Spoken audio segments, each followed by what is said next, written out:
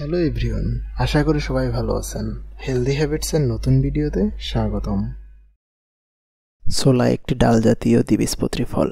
এর রয়েছে প্রচুর পুষ্টিগুণ, যেমন 100 গ্রাম ছোলাতে রয়েছে 164 gram calorie, 8.9 gram protein, 7.6 gram fibre, 27 gram carbohydrate, 2.6 gram fat, iron, magnesium, potassium, vitamin B6, folate প্রভৃতি। ছোলাকে মূলত দুইটি প্রধান ভাগে ভাগ করা যায়।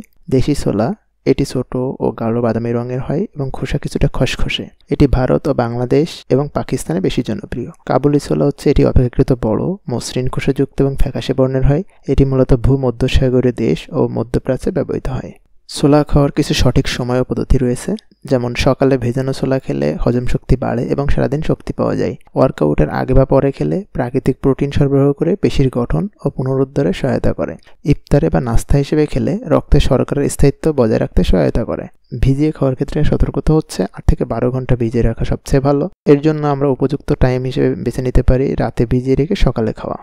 ছোলাকে বিভিন্নভাবে খেতে পারি, যেমন ছোলা সিদ্ধ করে লবণ, লেবু ও পেঁয়াজ মিশিয়ে সালাদ বা নাস্তা হিসেবে খেতে পারি।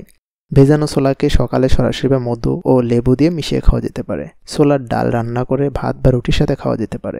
ছোলাকে পিষে ছোট বল তৈরি করে ভেজে মধ্যপ্রাচ্যের জনপ্রিয় খাবার ফালাফেল হিসেবে ব্যবহৃত হয়। প্রত্যেকটা জিনিসের যেমন উপকারিতা থাকে, তার কিছু অপকারিতাও থাকে। তেমনই ছোলার ক্ষেত্রে কিছু সতর্কতা। গ্যাস ও পেটের অস্বস্তি হতে পারে, যেমন অতিরিক্ত ফাইবার গ্যাস্ট্রিকের সমস্যা তৈরি করতে পারে। নতুনভাবে খাদ্য তালিকায় যোগ করলে কম পরিমাণে শুরু করা উচিত। ছোলার প্রতি সংবেদনশীল ব্যক্তিদের অ্যালার্জির লক্ষণ দেখা দিতে পারে, যেমন চুলকানি, ফোলাভাব বা শ্বাসকষ্ট। ফাইবার ও প্রোটিনের কারণে কিডনির সমস্যায় ভুগছেন এমন ব্যক্তিদের ছোলা খাওয়ার ক্ষেত্রে চিকিৎসকের পরামর্শ নেওয়া উচিত। কাঁচা ছোলা এড়িয়ে চলা ভালো, কারণ এতে রয়েছে লেকটিন ও ফাইটিক অ্যাসিড, যা হজমের সমস্যা তৈরি করতে পারে।